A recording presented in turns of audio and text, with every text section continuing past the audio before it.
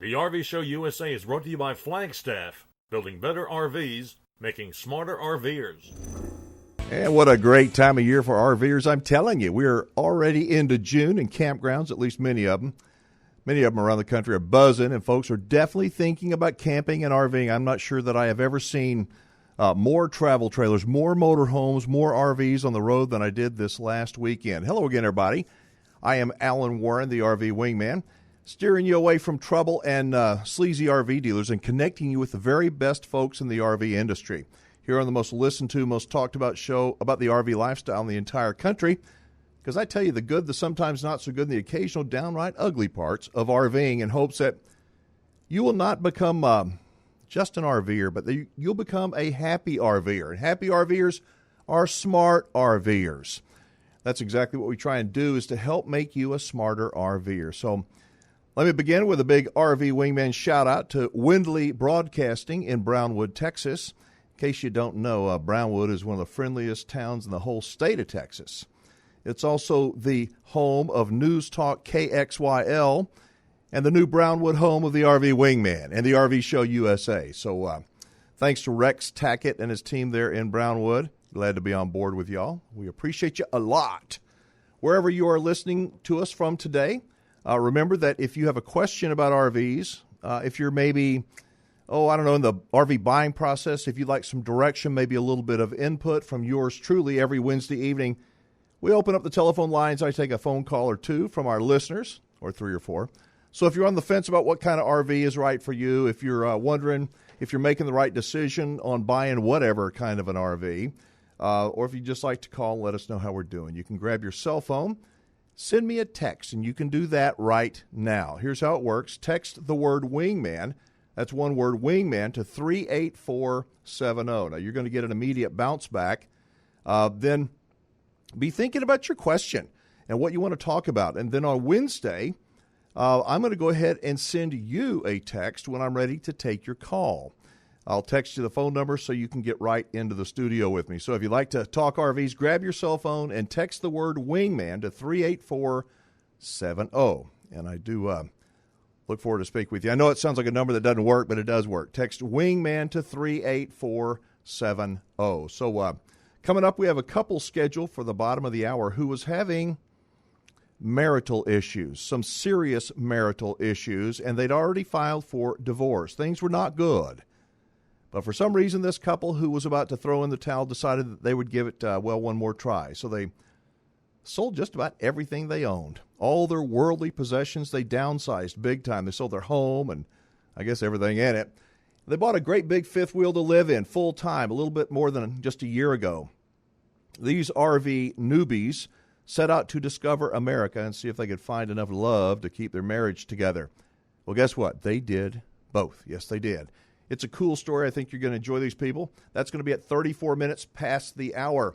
And in our Ask the Manufacturer segment, we're going to talk about some very specific things to look for when you're buying a new RV, things that most RV buyers, well, they're not even aware of. They don't even realize until it's too late.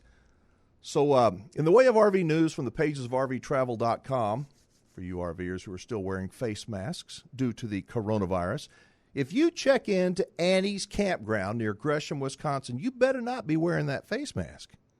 You see, Annie has had just about enough of this face mask stuff. While she understands that people are concerned, she wants people to be careful, well, you better not show up with a face mask on you to check in. I'm just telling you. She is not too shy either when it comes to letting people know, do not show up in her office wearing a face mask. Because you know what? If you do, she'll consider you are up to no good, and you'll be treated like one of them bad guys, and she's not kidding. If you want to wear a face mask at Annie's Campground, well, you can do it, but you better wear it in your own campsite, not when you check in. Apparently, a local news station there in Wisconsin heard of Annie's plan, and anyway, how she was planning on treating the face mask-wearing campers.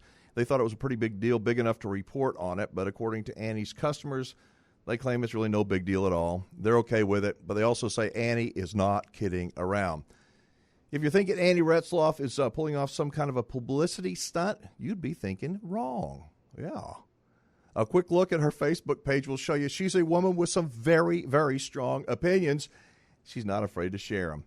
This may be the first campground that I've ever heard of where the owner is, so vocal, I guess, about their beliefs and opinions on things. Now, not everybody's happy with Annie. No, they're not. Talk about making some people angry. Well, they are. Somebody's even started a Facebook group page to boycott Annie. Go figure. All right, you know what? I was in the drive-up lane at the bank the other day, and this guy's right in front of me. He's just standing there, a walk-up customer. This dude's wearing a face mask, and he's at the drive-up, right, the window. He takes his money, drawer opens up, he takes his money and walks away, and I'm just sitting there thinking, who'd ever thought you'd see a guy wear a mask, go up to a bank teller and get money and walk away? I mean, we live in weird times, don't we? Does it seem like the world is upside down or what? So on a serious note, the editor of RVTravel.com, well, he wrote an essay this past weekend on his take with the sudden rush in RV sales. I think it's an interesting read. If you have an interest in RVing, even as a casual or soon-to-be RVer, you can learn a lot from this online publication. I know that I do. It's not a happy publication, so to speak. Well, it's not a promotional piece, I'll say this, either, designed to get you to run out and buy an RV. It's well-written and will definitely make you a smarter RVer. It's also going to make you think about some things before you make an emotional decision that you may regret. The reason I mention this is that there really are so many people that just recently got interested in RVing, and that's great, but RVs are, well, they're not like vehicles, but the only things that they have in common are tires and wheels.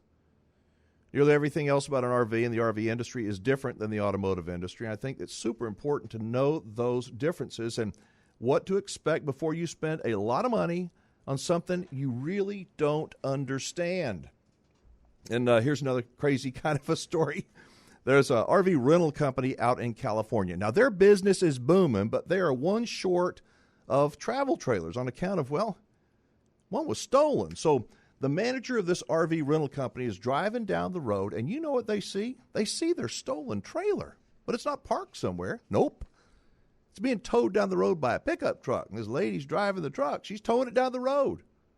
This happened in north of San Francisco in Santa Rosa, California. Anyway, cops tried to get the 42-year-old woman to stop, but only after she hit speeds of 80 miles an hour.